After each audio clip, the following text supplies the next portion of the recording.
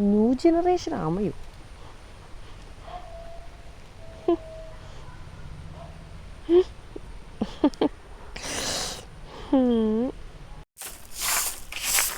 നീ എന്താടി നോക്കിയിരിക്കണ? കുറേ നേരമല്ല ആമത്തോട് നോക്കിയിരിക്കണ. അവളെല്ലാ പണിയും ഒപ്പിച്ചു വെച്ചിട്ടും അത് നോക്കിയിരിക്കണ്. ആമത്തോടാ? ഇത് ന്യൂ ജനറേഷൻ ആമയാണേ. പിന്നെ അവളുടെ ഒരു ജനറേഷൻ. എടി പാവം ആമേടി. ഞാൻ എപ്പോഴും കാണും അടുക്കളയിൽ നിന്ന്.